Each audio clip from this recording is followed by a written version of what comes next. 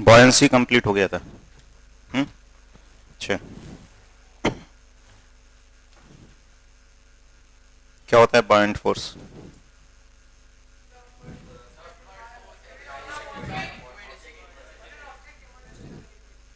When an object is immersed in a liquid, then the upward force exerted by liquid on the object is called buoyant force. और किसके बराबर होता है buoyant force? V rho g. V is volume submerged inside the liquid. Rho is density of liquid. G is acceleration due to gravity. And object sink कब करता है? When weight of object is more than buoyant force or density of object is greater than density of liquid. और float कब करता है? जब density buoyancy हो ज्यादा हो। कब ज्यादा होगा? तो जब डेंसिटी ऑब्जेक्ट की लिक्विड की डेंसिटी से क्या हो, कम हो, तब वो क्या करता है? फ्लोट। और अगर बराबर होगी तो फिर फ्लोट करेगा, पूरा सबमर्ज्ड हो जाएगा। ठीक है, और पूरा सबमर्ज्ड होकर फ्लोट कर सकता है या अंदर भी रह सकता है जहां पर हम उसको रिलीज करेंगे। अच्छा, अब इस पे कुछ हम प्रॉब्लम्स भी देख सकते हैं। चलो उसको प्रॉब्लम्स बाद में देखते हैं, पहले अब हम देखते हैं आर्किमिडीज प्रिंसिपल।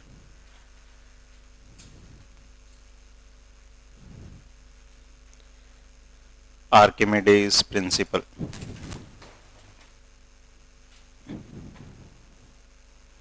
क्या होता है? आर्किमिडीज प्रिंसिपल डेंसिटी डिस्प्लेस करेगा। जो आर्किमिडीज प्रिंसिपल ये कहता है, अगर कोई भी बॉडी लिक्विड में पार्शियली या फुल्ली इमर्स्ड है तो वो क्या करेगी? फोर्स लगाती है ऊपर की तरफ, जिसको हम अब थ्रस्ट या बॉयंट फोर्स बोलते हैं। तो आर्किमिडीज ने ये कहा कि वो जो फोर्स लगाती है वो फोर्स किसके बराबर होगा? वेट ऑफ डिस्प्लेस्ड फ्लूइड या डिस्प्लेस्ड लिक्विड या डिस्प्लेस्ड वाटर। ठीक है, तो आर्किमिडीज की कहानी सुनी होगी सब लोगों ने, नहीं सुनी? ग्रीक था। फिर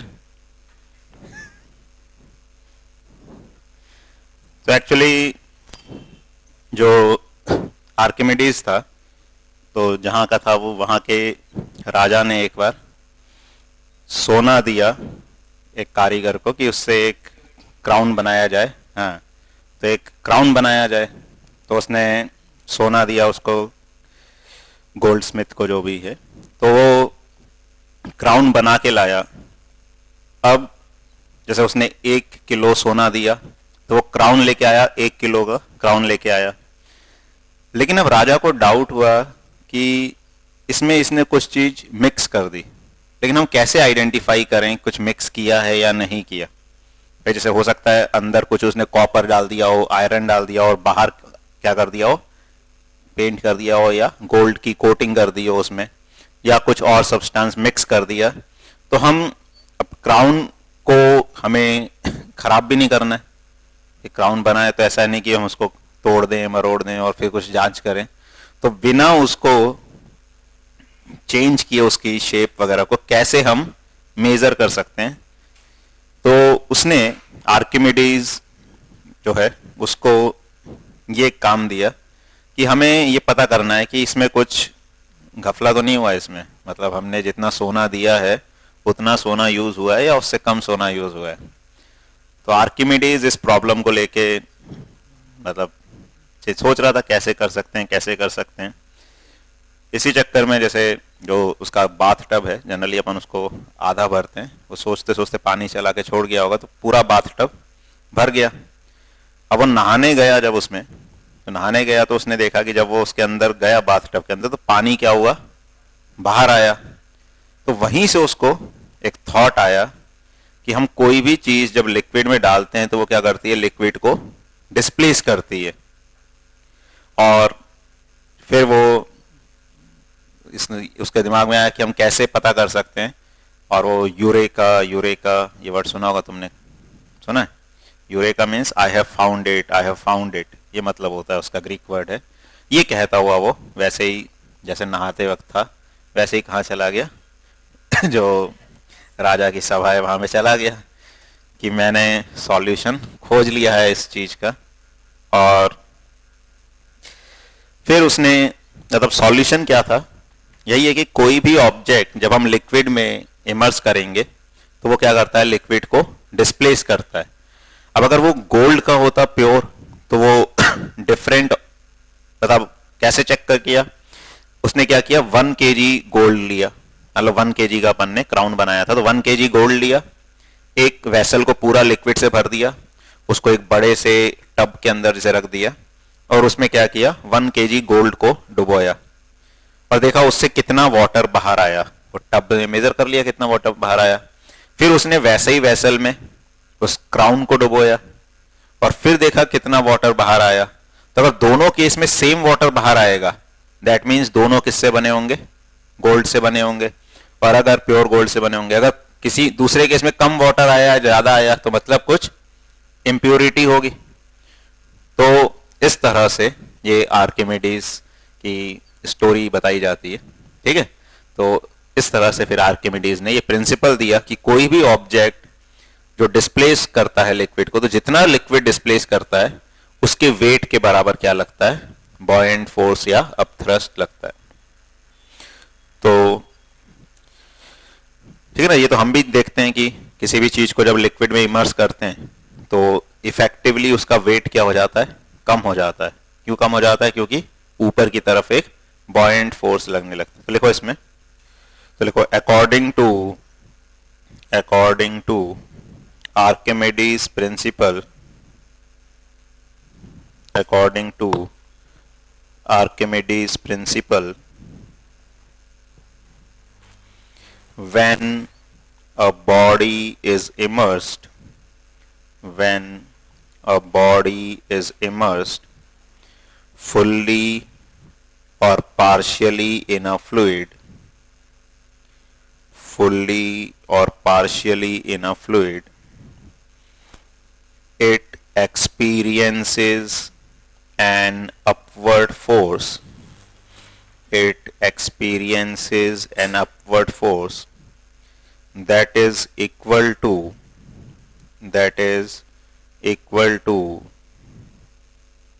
the weight of the fluid, the weight of the fluid displaced by it is equal to the weight of the fluid displaced by it.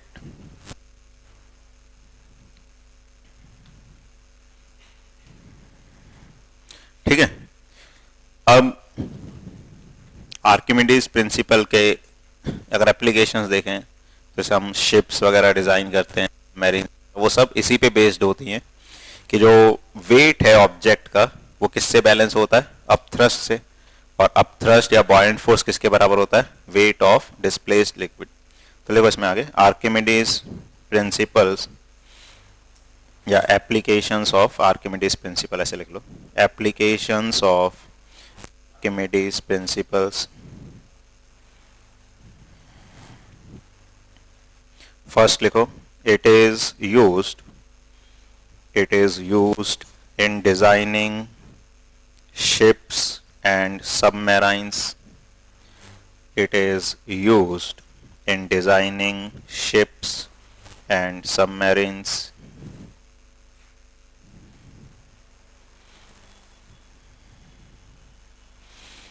Second, it is used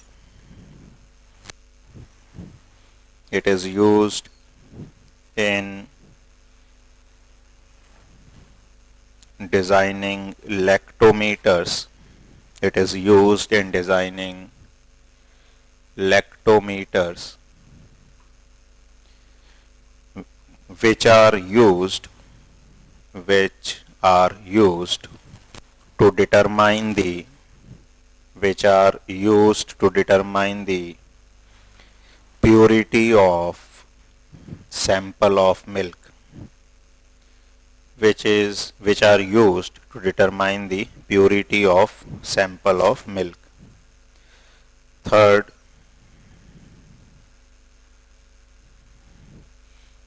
in hydrometers,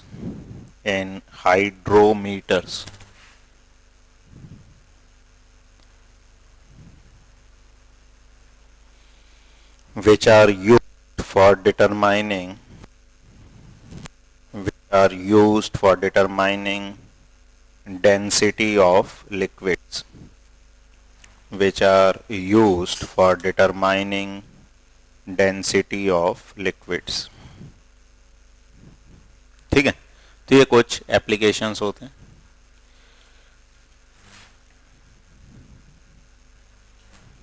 अच्छा, जैसे मान लो एक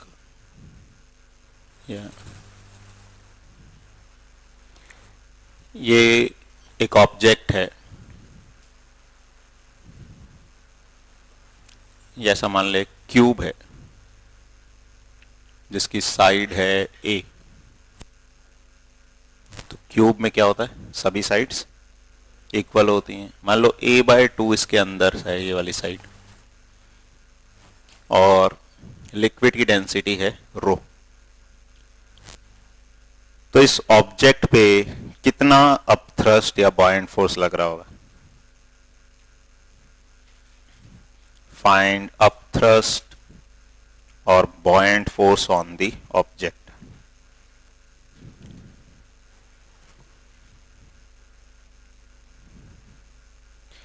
तो कैसे निकालोगे?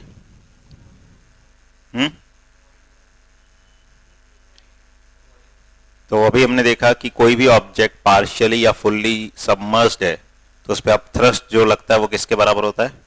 Wait of liquid displaced. तो इस block ने कितना लिक्विड डिस्प्लेस किया है?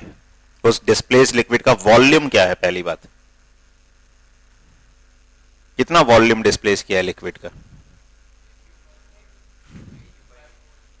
ए क्यूब बाय 2.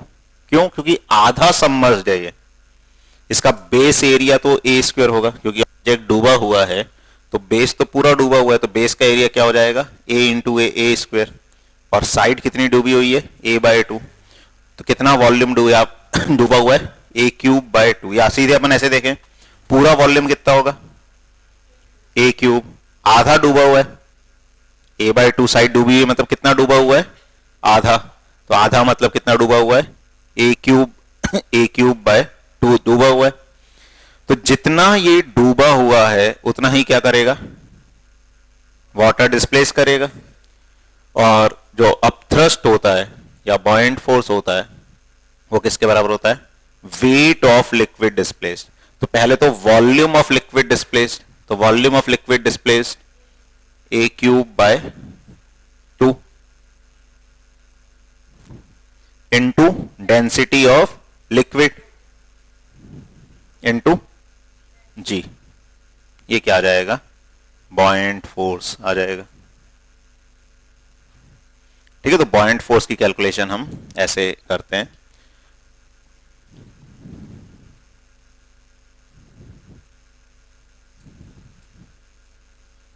कहां लग रहा होगा ये बॉयंट फोर्स?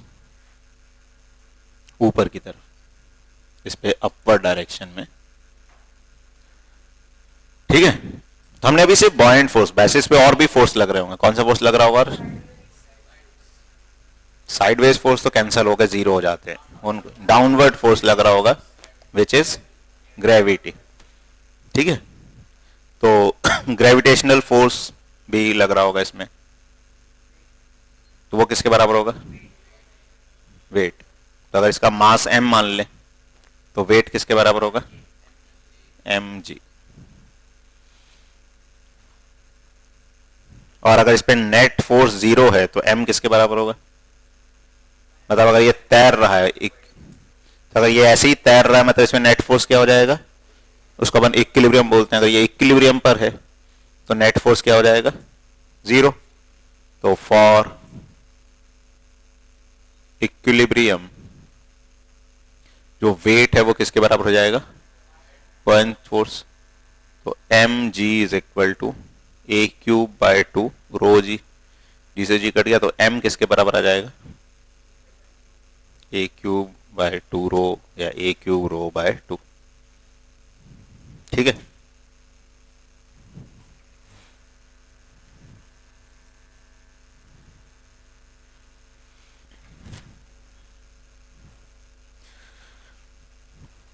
अच्छा एक टर्म और लिखो, रिलेटिव डेंसिटी, रिलेटिव डेंसिटी।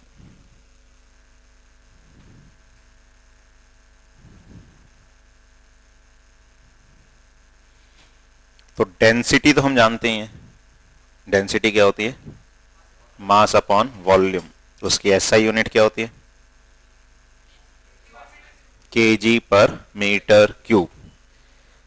अब क्या होता है, मोस्ट ऑफ द टाइम जब हम डेंसिटीज देखते हैं तो वाटर के रिलेटिव हमको डेंसिटीज देखनी होती हैं, तो उसको हम रिलेटिव डेंसिटी बोल देते हैं। तो हमें कई बार क्या है, ऑब्जेक्ट की अगर डेंसिटी नहीं देनी है तो उसकी क्या दे देते हैं, रिलेटिव डेंसिटी। तो हम देखते हैं रिलेटिव डेंसिटी को हम कैसे यूज कर सकते हैं या उसका बेसिक फॉर्मूला क्या होता है। तो लिखो,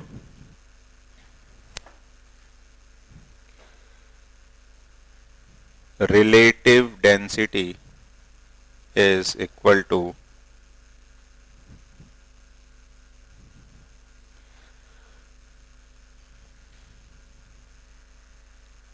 density of a substance divided by density of water।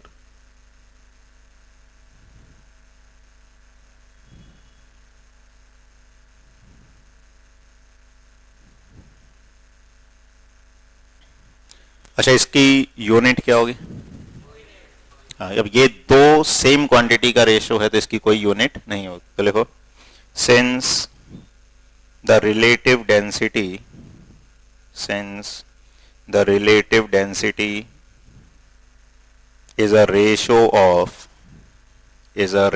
of similar quantities, it has no units, it has no units।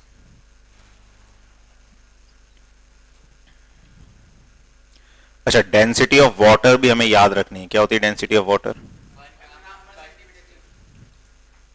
Density of water is वैसे 1000 kg पर मीटर क्यूब या 1 ग्राम पर centimetre cube.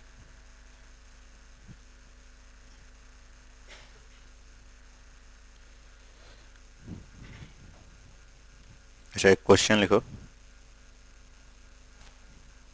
if density of gold is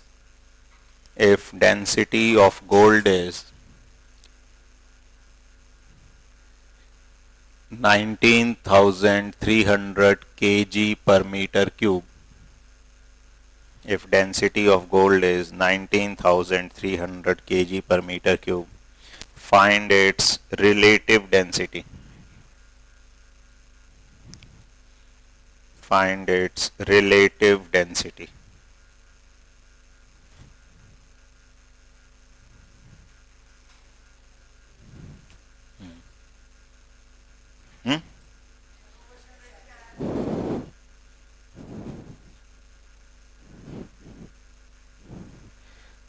तो relative density क्या हो जाएगा, तो density of gold upon density of water, तो कितना आ जाएगा 19.3 बस। ठीक है, तो रिलेटिव डेंसिटी तो 19.3 है, बाकी एक्चुअल डेंसिटी तो दे ही रखी है, वो तो हमने वो पूछा थोड़ी, वो तो बता रखा है। तो रिलेटिव डेंसिटी की कोई यूनिट नहीं होती। अच्छा अगला क्वेश्चन लिखो, if relative density of a substance is 14, if relative density of a substance is 14, find its density, find its density.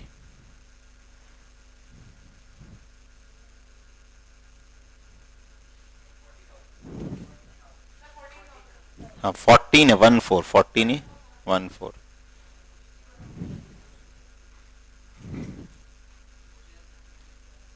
If relative density of a substance is 14 find its density. ठीक है.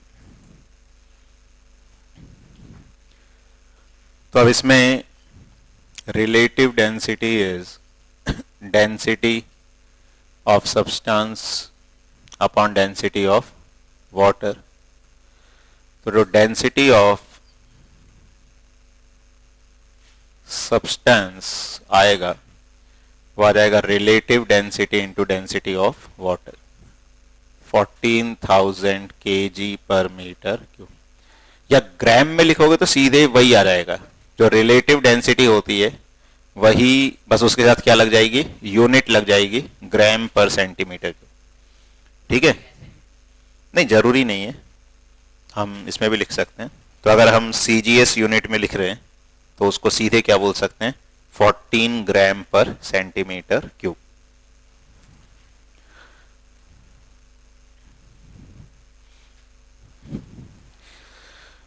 ठीक है. तो इस chapter में हमने क्या देखा, एक तो प्रेशर और थ्रस्ट क्या होता है. तो थ्रस्ट क्या होता है, किसी भी सरफेस पे परपेंडिकुलरली जो फोर्स लगता है उसको थ्रस्ट बोलते हैं. Then thrust per unit area क्या कहलाता है, प्रेशर. ठीक है. और अगर प्रेशर से फोर्स निकालना है तो क्या करेंगे, प्रेशर इनटू एरिया. प्रेशर की एसआई यूनिट क्या होती है, पास्कल या न्यूटन पर मीटर स्क्वायर. और भी यूनिट्स यूज होती हैं, एटमॉस्फेयर, बार. एटमॉस्फेयर क्या होता है, 1 एटमॉस्फेयर इज इक्वल टू,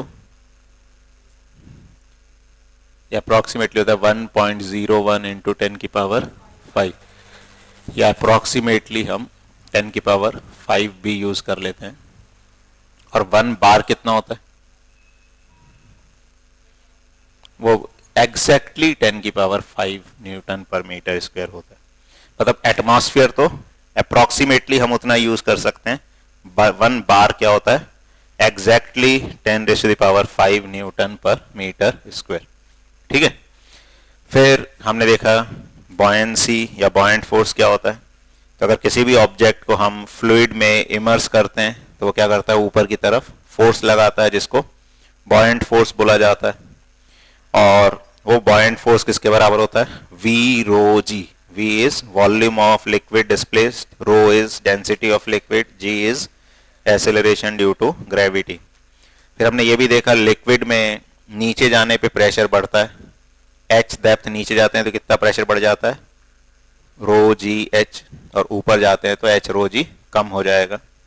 और रिलेटिव डेंसिटी, अब हम कुछ न्यूमेरिकल्स करके देखते हैं इनको कैसे डिफरेंट सिचुएशंस में कॉन्सेप्ट्स को यूज किया जाता है.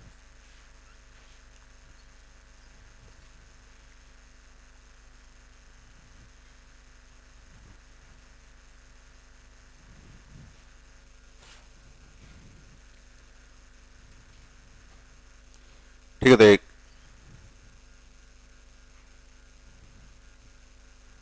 क्वेश्चन लिखो. देखो, a force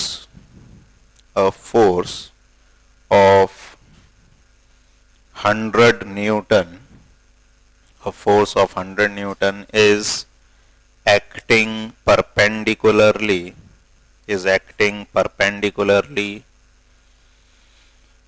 on a surface having area 10 centimeter square, having area 10 centimeter square. Find pressure.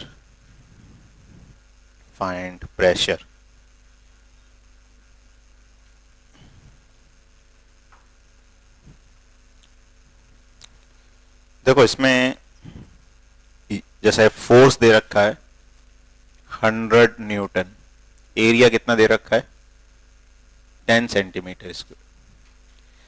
अच्छा देखो, किसी को भी यूनिट कन्वर्जन में दिक्कत है, थोड़े से बेसिक चीजें तो अपने को पता होनी चाहिए कि 1 मीटर किसके बराबर होता है?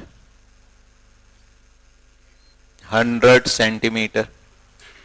अगर किसी को दिक्कत है यूनिट कन्वर्जन में तो हम ऐसे देख सकते हैं, 1 मीटर क्या होता है? 100 सेंटीमीटर। तो 1 सेंटीमीटर किसके बराबर आएगा?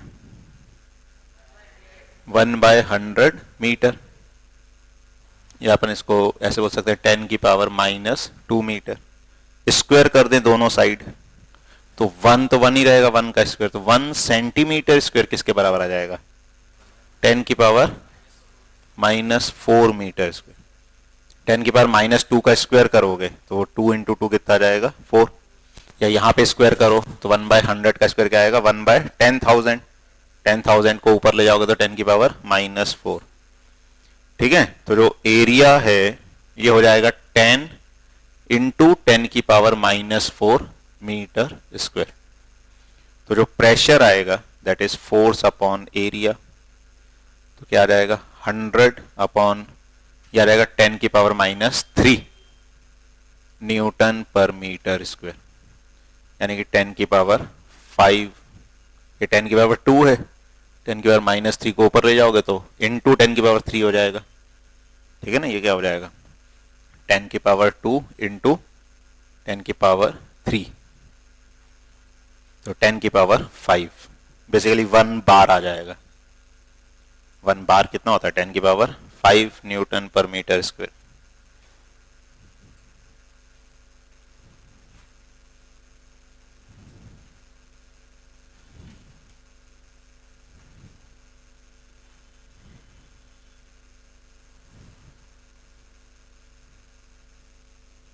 ठीक है, नेक्स्ट क्वेश्चन लिखो। Pressure due to fluid, pressure due to fluid on a surface, pressure due to fluid on a surface having area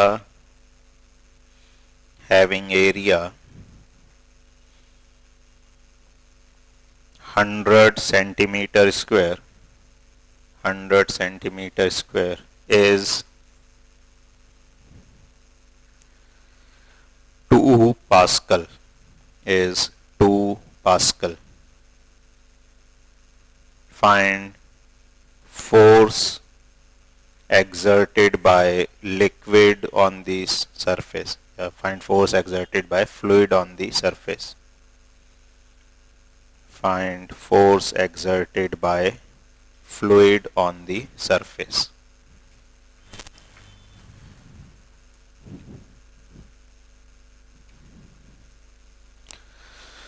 तो देखो, प्रेशर कितना दे रखा है? 2 पास्कल। और पास्कल ऐसा यूनिट ही होती है, न्यूटन पर मीटर स्क्वायर। ठीक है, और एरिया क्या दे रखा है? 100 सेंटीमीटर स्क्वायर। तो हो जाएगा 100 × 10⁻⁻4 मीटर स्क्वायर, यानी 10⁻⁻2 मीटर स्क्वायर। और फोर्स क्या होगा?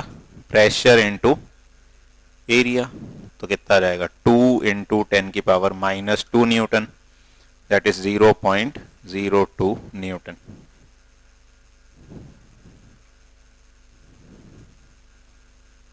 ठीक है,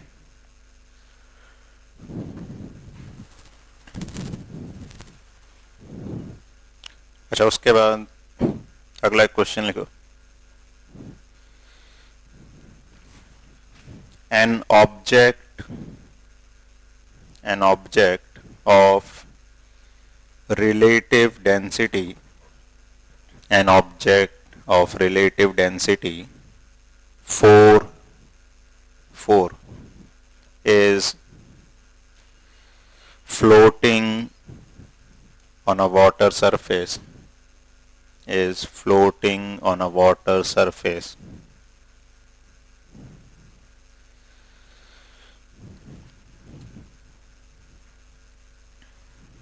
How much fraction of the solid, how much fraction of the solid is inside water? How much fraction of the solid is inside water. समझ आया क्वेश्चन? जैसे हमने इसको डुबो दिया, अच्छा उसमें इन्हें एक काम करो, गड़बड़ कर दिया अपन ने, जो रिलेटिव डेंसिटी है उसको 0.4 करो, रिलेटिव डेंसिटी 0.4। तो हमने ऑब्जेक्ट को डुबोया, जैसे इसका वॉल्यूम v है, अब इसका कुछ हिस्सा डूबा हुआ है, मान लो आधा डूबा हुआ है, तो कितना फ्रैक्शन डूबा हुआ है? 1/2। अगर 1/3 डूबा हुआ है तो 1/3। तो ये कह रहे हैं एक ऑब्जेक्ट को हमने लिक्विड में डुबोया, तो कितना उसका फ्रैक्शन डूबा हुआ होगा। अब देखो ये कैसे करते हैं ऐसे क्वेश्चन। अब इसमें यही बॉयंट फोर्स का कॉन्सेप्ट अपने को यूज करना होता है, तो इसको समझो फिर और क्वेश्चन करेंगे। मतलब कोई भी ऑब्जेक्ट है, कैसा भी हो सकता है, जरूरी नहीं है कि ऐसा हो, मतलब क्यूबिकल भी हो सकता है, सिलेंड्रिकल भी हो सकता है, स्फेरिकल भी हो सकता है। अब ये क्या कर रहा है? फ्लोट कर रहा है, ये दे रखा है अपने को। और अच्छा, पहली बात, फ्लोट कोई भी ऑब्जेक्ट कब करेगा? जब उसकी डेंसिटी लिक्विड की डेंसिटी से क्या होगी? कम। इसीलिए वो 4 नहीं हो सकता, क्योंकि अगर रिलेटिव डेंसिटी 4 हो गई, मतलब उसकी डेंसिटी वाटर से क्या हो गई? ज्यादा, तो उसमें तो क्या कर जाएगा? सिंक कर जाएगा। तो फ्लोट तभी करेगा जब उसकी रिलेटिव डेंसिटी 1 से कम होगी, क्योंकि वाटर की डेंसिटी, रिलेटिव डेंसिटी क्या होती है? 1। वाटर की भी रिलेटिव डेंसिटी अगर बोलोगे तो क्या हो जाएगा? Density of water upon density of water, तो वो कितनी होती है? 1। तो अगर किसी ऑब्जेक्ट की रिलेटिव डेंसिटी 1 से कम है, मतलब वो वाटर से उसकी डेंसिटी कम है, और रिलेटिव डेंसिटी 1 से ज्यादा है तो वाटर से ज्यादा डेंसिटी होगी। ठीक है, समझ रहे हो? अब मान लो इसका वॉल्यूम है v, ठीक है ना, let volume of object is v।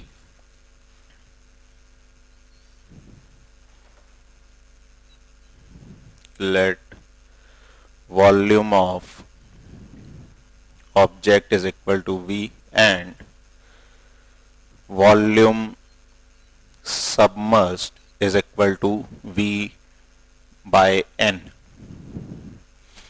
तो ये पूछा कितना फ्रैक्शन डूबा होगा, तो अगर जैसे 1/2 v/2 v/3 ऐसे बोल सकते हो, तो v/n मान सकते हो, या ऐसे नहीं मानना हो तो भले ऐसे भी मान सकते हो कि v' या v1 मान ले। ठीक है, ये मान लो, इसमें कोई दिक्कत किसी को? अच्छा, इस ऑब्जेक्ट की डेंसिटी कितनी होगी? कितनी दे रखी इस ऑब्जेक्ट की डेंसिटी? 0.4। तो इसकी जो डेंसिटी है, डेंसिटी ऑफ ऑब्जेक्ट, ये क्या हो जाएगी? 0.4 इंटू 1000, 400। अगर अपन एसआई यूनिट की बात करें, वैसे उसमें भी रह सकते हो, 0.4 भी लिख सकते हो, मगर 0.4 किस में आएगी? सीजीएस, ग्राम पर सेंटीमीटर क्यूब। ऐसे लिखोगे तो किस में आ जाएगी? केजी पर मीटर क्यूब। और डेंसिटी ऑफ वाटर क्या होगी? 1000 केजी पर मीटर क्यूब। अच्छा, अब ये जो अपना ब्लॉक अपन ने माना, इस पे कितने फोर्स लग रहे होंगे? कौन कौन से फोर्स लग रहे होंगे? 2। एक तो डाउनवर्ड, डाउनवर्ड क्या लगेगा?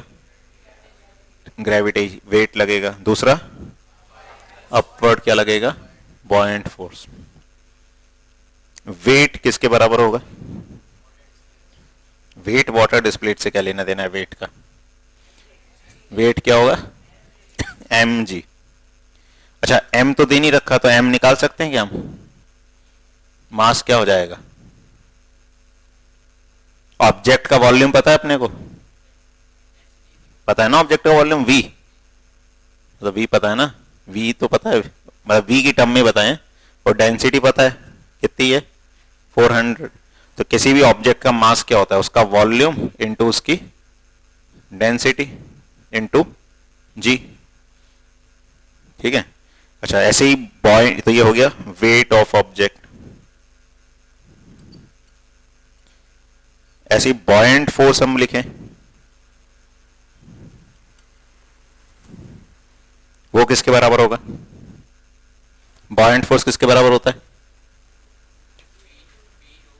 वो भी v रोज ही होता है, लेकिन उसमें v क्या होता है? v डेंसिटी का क्या होता है? वॉल्यूम ऑफ वाटर डिस्प्लेस्ड, वो कितना है, क्या माना हमने, V1। मतलब एक्चुअली वो कौन सा वॉल्यूम, V तो ये पूरा वॉल्यूम होगा, V1 ये वाला वॉल्यूम होगा जितना इसके अंदर डूबा हुआ है, क्योंकि जितना डूबा हुआ है उतना ही उसने क्या किया, लिक्विड डिस्प्लेस किया, into density of water into G। आ रहा है समझिए। अब ये क्या कर रहा है, फ्लोट कर रहा है। फ्लोट कर रहा है मतलब किसमें है, इक्विलिब्रियम पे, मतलब इस पे नेट फोर्स क्या होना चाहिए, 0। समझ आ रहा, कोई भी चीज रेस्ट पे कब रहेगी, जब उसमें नेट फोर्स 0 हो जाएगा, नहीं तो नीचे जाएगी या ऊपर चली जाएगी। तो नेट फोर्स 0 होने को क्या बोलते हैं हम, इक्विलिब्रियम बोल देते हैं। या हम सीधे ही बात करें तो अगर ये फ्लोट कर रहा है तो वेट किसके बराबर होना चाहिए, बॉयंट फोर्स के बराबर होना चाहिए। तो weight should be equal to buoyant force. Weight कितना है, v into density of object into G। Buoyant force V1 into density of water into G से G कट गया। डेंसिटी तो V1 बाई V क्या आ जाएगा, density of object upon density of water. Object की density कितनी है, 400, water की कितनी है, वैसे ये रिलेटिव डेंसिटी ही है, density of object upon density of water क्या होती है, रिलेटिव डेंसिटी। तो ये कितना आ जाएगा, 0.4, और यही फ्रैक्शन होगा। फ्रैक्शन का मतलब क्या है, टोटल वॉल्यूम का कितना वॉल्यूम डूबा हुआ है। तो एक तरीके से रिलेटिव डेंसिटी अपने को यही बताती है कि अगर किसी ऑब्जेक्ट को वाटर में इमर्स करेंगे तो उसका कितना फ्रैक्शन डूब जाएगा। अगर उसकी डेंसिटी वाटर की डेंसिटी से क्या है, कम, तभी फ्लोट करेगा, ज्यादा होगी तो क्या कर जाएगा, सिंक। तो ये आ गया फ्रैक्शन। फ्रैक्शन का मतलब समझ रहे हो कि टोटल वॉल्यूम का कितना फ्रैक्शन होगा, 0.4। या परसेंटेज में बात करें अगर कितना परसेंटेज डूबा होगा, तो परसेंटेज के लिए इसको किससे मल्टीप्लाई कर देंगे, 100। तो कितना परसेंटेज डूबा होगा, 40% डूबा हुआ होगा।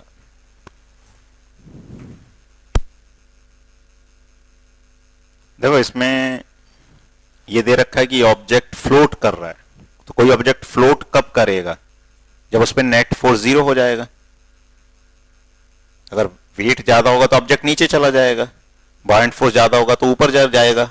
और फ्लोट कहां करेगा, जहां पे फोर्सेस क्या हो जाएंगे, बैलेंस। तो वहां पर दो फोर्स लग रहे हैं, दोनों को क्या होना पड़ेगा, बैलेंस होना पड़ेगा, अगर वो रेस्ट पर है तो।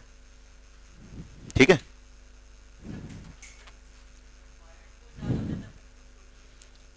बेटा बॉयंट फोर्स ज्यादा होता है तो फ्लोट करता है, लेकिन उस पोजीशन में नहीं। जैसे एक ऑब्जेक्ट फ्लोट कर सकता है, उसको अगर तुम पूरा डुबो दोगे तो बॉयंट फोर्स ज्यादा लग रहा होगा वेट से, तो क्या होगा, छोड़ दोगे तो वो वहीं नहीं रहेगा, वो क्या हो जाएगा, ऊपर आ जाएगा। और जब फाइनली वो रेस्ट पर आएगा तो थोड़ा पार्ट डिस्प्लेस कर रहा होगा लिक्विड का, और उतना ही डिस्प्लेस कर रहा होगा जितने पार्ट से जो बॉयंट फोर्स है वो किसके बराबर हो जाएगा, वेट के। समझ आ रहा है। जैसे मान लो हमने एक वुड का ब्लॉक लिया, अब एक वुड के ब्लॉक को रख दिया, अगर वो फ्लोट कर रहा है तो जितना वेट होगा उतना ही क्या होगा, बॉयंट फोर्स। अगर तुम उसको अंदर डुबो दोगे तो बॉयंट फोर्स बढ़ जाएगा। क्यों, क्योंकि वॉल्यूम डिस्प्लेस बढ़ गया। समझ आ रहा है। जैसे ये वुडन ब्लॉक ऐसा मान लें, ये पहले फ्लोट करने में आधा डूबा हुआ है, तो आधा डूबा है मतलब इतना पानी इसने डिस्प्लेस किया हुआ है, इतना वॉल्यूम, तो उसके वेट के बराबर बॉयंट फोर्स लग रहा है, और इसका वेट तो फिक्स है। अब हमने इसको पूरा डुबो दिया, अब पूरा डुबो दिया तो इसने अपने वॉल्यूम के बराबर लिक्विड डिस्प्लेस कर लिया, तो जो बॉयंट फोर्स है वो ज्यादा लगने लगा। तब इसको छोड़ोगे तो ये नीचे ही नहीं रहेगा, ये क्या हो जाएगा, ऊपर आएगा। थोड़े समय तो कुछ ऑसिलेशंस करेगा, ऊपर नीचे होगा, लेकिन फाइनली जब रेस्ट पे आएगा तब इसका कुछ पार्ट डूबा हुआ होगा, और जितना पार्ट डूबा होगा वो उतना डूबा हुआ होगा जिसका बॉयंट फोर्स क्या कर रहा होगा, इसके वेट को बैलेंस कर रहा होगा। आ रहा समझ। और अगर पूरा डूब जाएगा ऑब्जेक्ट तो फिर चाहे वो ऊपर हो चाहे नीचे, हर जगह उस पर बॉयंट फोर्स क्या हो जाएगा, सेम।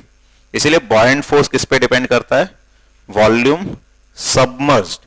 तो अगर इतना डूबा हुआ है तो बॉयंट फोर्स अलग होगा, और डुबो दोगे तो बॉयंट फोर्स बढ़ जाएगा इसमें।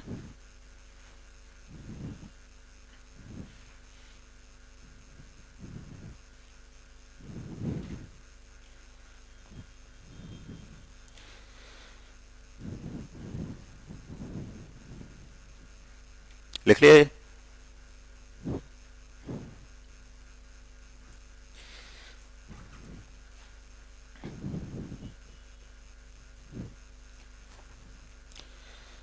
अच्छा, इसमें कई बार ऐसा भी पूछते हैं, जैसे हम लिक्विड में इमर्स करते हैं ऑब्जेक्ट को, तो वेट क्या हो जाता है, कम हो जाता है।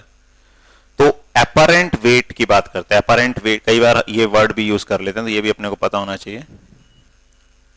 अपरेंट वेट, तो अपरेंट वेट क्या होता है?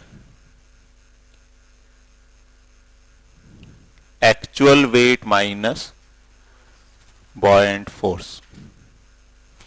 जैसे हमने किसी ऑब्जेक्ट को एयर में मेजर किया, तो एयर में उसका वेट होगा एक्चुअल वेट mg, लेकिन वाटर में वेट मेजर करोगे तो क्या जाएगा, वेट नीचे लग रहा है mg, बॉयंट फोर्स ऊपर लगेगा। और ये तब की बात करते हैं जब ऑब्जेक्ट की डेंसिटी लिक्विड की डेंसिटी से क्या होती है, ज्यादा, तो वो ऑब्जेक्ट पूरा डूब जाएगा, लेकिन उस पर ऊपर की तरफ फोर्स, जैसे हमने एक पत्थर है हवा में उसको मेजर किया, भारी लगेगा, पानी में ले गए तो कैसा लगेगा, थोड़ा हल्का। तो अपन ऐसा बोलते हैं उसका अपरेंट वेट क्या हो गया, कम। तो वो अपरेंट वेट क्या होता है, actual wait minus buoyant force होता है। तो ये अपने को ध्यान रखना है।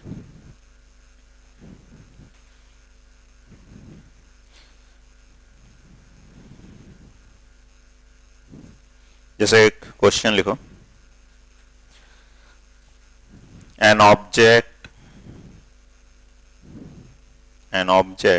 is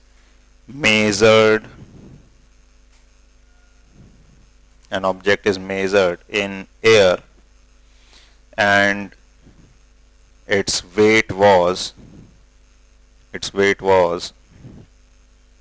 80 kg.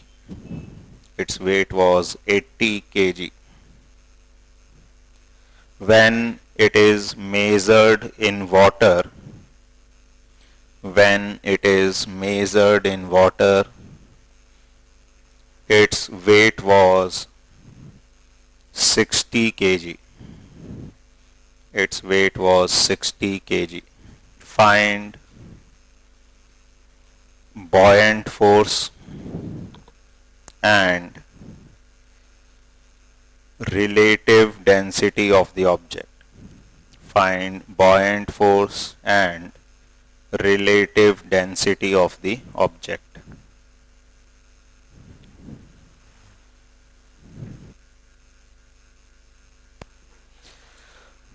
देखो इसमें यही फॉर्मूला काम आएगा। तो इसमें एक्चुअल वेट कितना दे रखा है, 80 केजी। अच्छा, ये केजी में जनरली मास होता है, अगर हम वेट को न्यूटन में लिखेंगे तो वो कितना आ जाएगा, 800। अगर जी को कितना मानते हैं, 10।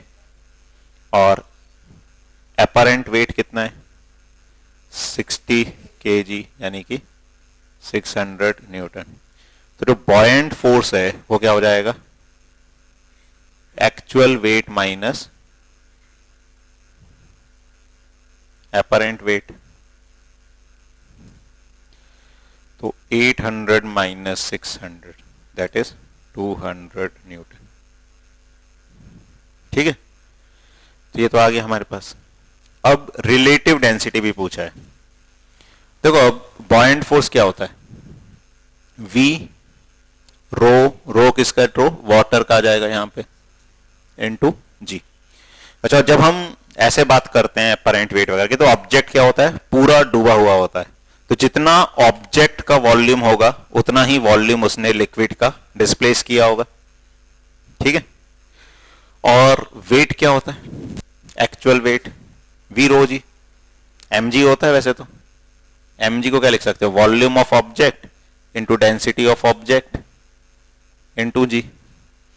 रिलेटिव डेंसिटी क्या होती है, density of object upon density of water.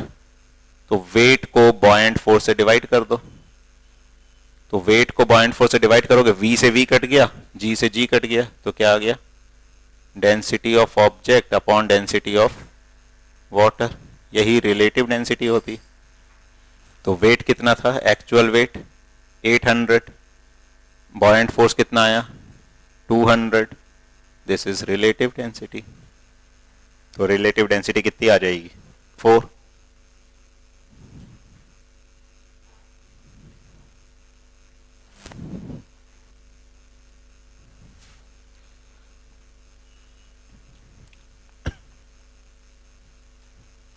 ठीक है। अच्छा, नोट करके एक पॉइंट भी लिख सकते हो, for completely submerged object in water, for completely submerged object in water, buoyant force is equal to weight upon relative density. For completely submerged object in water, buoyant force is equal to weight upon relative density. ठीक है, directly हम इसको as a result भी याद रख सकते हैं। तो यहां पे हमें वेट पता था, buoyant force पता चल गया, तो उससे क्या आ जाएगा? Relative density. अच्छा, कैसे हो गया ये? देखो, buoyant force क्या होता है? V, अब वाटर में डूबा हुआ तो डेंसिटी ऑफ वाटर इनटू जी, और ऑब्जेक्ट पूरा डूबा हुआ है तो ये V किसका वॉल्यूम हो जाएगा? ऑब्जेक्ट के वॉल्यूम के बराबर ही हो जाएगा। अब ऑब्जेक्ट के वॉल्यूम को क्या लिख सकते हो? Mass of object upon density of object, ये हो जाएगा volume of object. Mass of object upon density of object into density of water into g, और density of object upon density of water क्या होता है? रिलेटिव डेंसिटी, और mass of object into g क्या होता है? वेट, तो weight upon relative density. ठीक है, लेकिन ये तभी होगा जब ऑब्जेक्ट पूरा डूबा हुआ होगा, क्योंकि पूरा डूबा हुआ होगा तभी ये वाला वॉल्यूम पूरे वॉल्यूम के बराबर होगा। अगर आधा डूबा होगा तो ये तो क्या होता है? वॉल्यूम सबमर्ज्ड, तो फिर ये आधा डूबा होगा तो ये पूरे ऑब्जेक्ट के वेट से हम उसको रिलेट नहीं कर सकते। आ रहा समझिए? तो अगर ऑब्जेक्ट पूरा डूबा हुआ है तो बॉयंट फोर्स को वेट अपॉन रिलेटिव डेंसिटी भी लिख सकते हैं।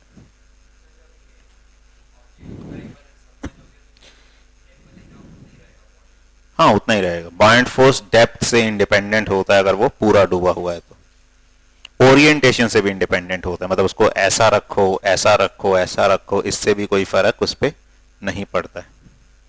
आ रहा है समझ? तो इस तरह से ये हम प्रॉब्लम्स कर सकते हैं बॉयंट फोर्स वगैरह के फ्लोटेशन रिलेटेड। ठीक है, तो फ्लोटेशन वाला पार्ट कंप्लीट हो गया।